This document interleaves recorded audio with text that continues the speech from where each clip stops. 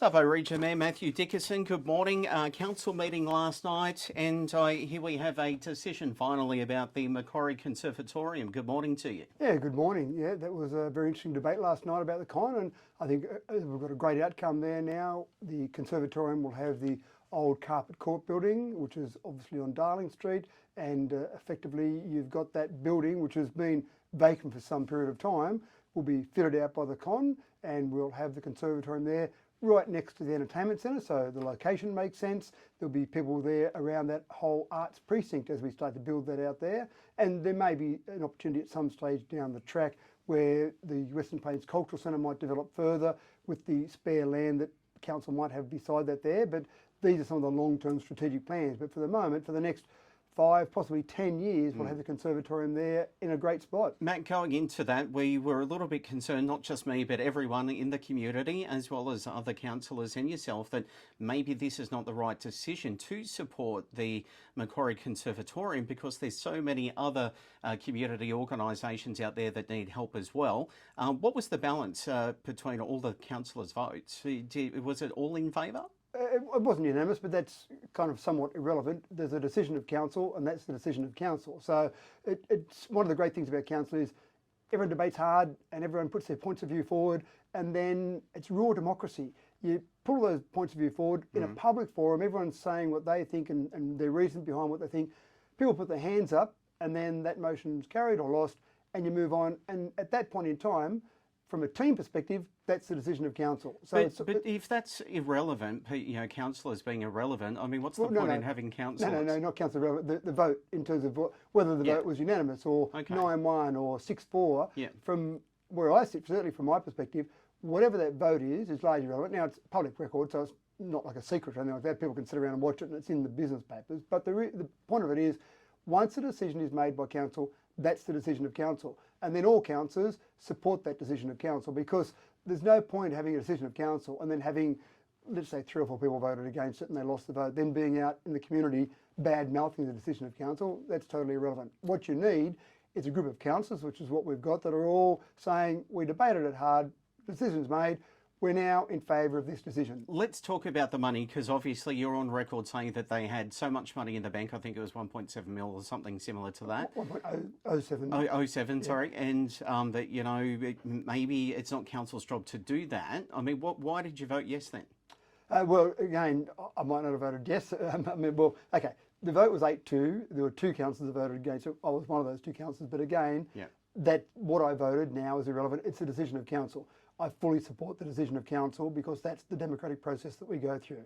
So they've got money in the bank. That money will be used for a fit out in that building. That won't be at council's expense. So the net cost to council, you could argue a couple of ways. The net cost to council is nothing because we're not getting any rent for that building as it stands at the moment. Now, yes, you could argue that you could rent that building out and you might get $60,000, $70,000 for that particular building. So you could say that there is a potential cost to council, but councils are okay with that because the Conservatorium is a great facility in Dubbo. Having the Conservatorium of Music here is fantastic. It helps attract people to Dubbo from around the region, but also when people are looking to move to Dubbo, one of the things they look at is, what education can I get for my kids? What schools? What education can I get for music? What sports can they play? A whole range of these different things help attract people to Dubbo. And people want to move to Dubbo, and the con, I guarantee there have been some people who have moved given the fact they know they can get full education. So councillors as a group, we're quite convinced that the money that will be spent in terms of that lost potential income for council is good money invested in the Conservatorium. Now, they've got money in the bank, they'll spend that on a fit out. They've always got to keep some cash reserves aside of that as part of their funding agreement with the state government. But again, you want a business that's actually in the black. You don't want to be helping out businesses that you think are going to go broke. But doesn't this now change how we perceive council? From my perspective, you've said yes to this community group, so what stops other community groups coming and going, well, you gave it to the MacCon, why don't you give us some money? And you've got an excellent point there, Brett, and certainly that has potential for happening. And if other community groups do come forward and ask for support in a range of different ways, then council will look at each of those individual applications. Just because money was given to one good community organisation in the Macquarie Conservatorium doesn't mean every other charity, every other not-for-profit, every other Rotary Club, etc. in Dubbo can get looked after in the same way. Each decision will be made on its own. But keep in mind that council has supported other organisations in the past. Council's given interest-free loans to organisation. Council might help out with some rent subsidies, might give some discount for some facilities at the showground for a one-off hire, that type of thing. So council does support a variety of community groups in a variety of different ways, and that's always a decision that's an individual decision of council. Other organisations probably aren't as healthy in the bank, though, as this particular group. And I know it sounds like, I'm playing the devil's advocate here, which I probably am. What makes them so much more, special? Because they already have the money that can sort of, go and find accommodation for themselves. And that was certainly part of the debate last night, was really about that, about the ability for them to look after themselves. But again, it was about the long-term future. So if we just said to the con, you've been told by the Department of Ed you can't have the building you're in now any longer, go and find your own building. They could have done that. But then what happens in 3 years' time, 4 years' time, when they've got to pay commercial rent somewhere? Is it really good for Dubbo that we've got a con that's on the decline and then gets to the stage where we've no longer got a con? So the decision of councils is really around the long-term viability of the Conservatorium of Music in our community, and it was seen as important enough in our community that council was okay to support it. Is it hard for you to sit there and tell me that you're supporting it? Not at all, because I still think it's a great facility. I think the Conservatorium is a great facility, and the umpires made the decision.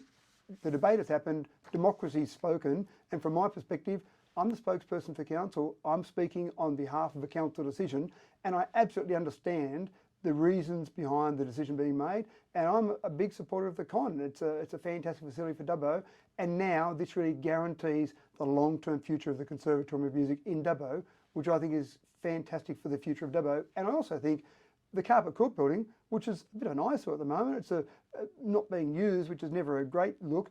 Then there'll be builders in there, there'll be a fit out happening on there. It's going to be quite an expensive fit out. The con talked about maybe $700,000 for a fit out. So it'll be a pretty impressive fit out in there. And I think having kids come in there and just more movement around that area, I think that'll be a great bit of action happening there. Matt Dickerson, not the only heated debate I hear. Also, pool management could go out for contract. What's going on there? So now that's a resolution of council. There'll be a request for a proposal for our pool management. Now, if we go back just for Dubbo, for example, it was managed at least 30 years that I know of, but probably longer than that, externally, where an external contractor had the contract to manage the pool and was paid a certain amount of money to council to do that. In about 2018, might have been 2019, the decision was made by council to bring it internally, so just have it run by council staff. That was done for a few years, and now council's made the decision to go out for a request for proposal to come and have external management of that again. Now that might look a few different ways, and that's why it's not just a straight tender, because we want organisations that are interested in this to tell us how they would manage it. So you can be a bit creative in what you come forward with. A tender is very strict in the parameters, but there might be something different, a different way of managing it than what we've done in the past. To throw a little spanner in the works, that also includes Geary and Wellington pools, and the request for proposal could be that someone's going to manage all three, or someone's going to manage Dubbo and Geary, or Wellington and Geary, or Dubbo and Wellington and not Geary. So there's a range of options there. It might be one organisation to manage all three, it might be three different organisations, but that's what we're asking the community for. Does that mean that local jobs are on the line? That means that in people that were employed by council, so council staff there, some were employed as full-time people, some were employed as part-time or casual employees, because obviously it's only open 6 months of the year, then those people will no longer be employed by council if it goes to an external provider, but they'll still need jobs. So someone external still needs staff to run it. You still need minimum numbers of people on duty at any particular time. So there'll still be jobs there, whether they're employed by council or employed by company ABC that wins the proposal process, there'll still be jobs there. But their job surety or security under Dubbo Regional Council is not there now because they might have to go through a reapplication process. Well, most of them were casuals anyway because it's a 6-month process. We did have a manager on there at the pool, but that manager had already resigned or had already given notice they were resigning. So there was not a full-time manager position there that we would have to then make redundant. So essentially most of those jobs were casuals anyway. So the surety of those jobs wasn't there as a casual anyway. All right. Well, plenty of heated debates then. Do you get used to that sort of thing? I actually think it's really good democracy. And one of the things that I really like, Brett, I'll check the time there, Yeah, don't want to go over running out here. of time, Very quickly, one of the things I love about council debate is everyone's respectful and everyone stays quiet while one person's talking. I would wish that state and federal pollies would come along and watch council meetings, because the way they talk over each other and just keep talking, I think is very rude and doesn't give you good outcomes. I think council debate, everyone has the chance to have their say. I think you get the right outcomes. All right. In 40 seconds, applications invited for Minacamo Sister City Exchange Program. How do we go about that? Yeah, on our website, go along and make those applications. It's about a 10-day exchange. We're starting these up again after COVID, and I've hosted an exchange student here in Dubbo in the past, so I think that was a really exciting experience for my children to have a Japanese student here. 2 of my kids have actually been on those exchanges, so it's really exciting, and I'm actually pretty excited about the fact that it's happening again, because we've obviously had that time for several years where we haven't been able to have those exchanges in either direction. And the new launch of a community engagement platform, I can only give you 15 seconds. You'll say it's launching on the 1st of May. It'll be a different way to give us feedback, because one of the things that's really important is giving feedback to council. That's perfect. Thank you, Matt. Have a good week. Thanks, Brett. Here at 2 to you.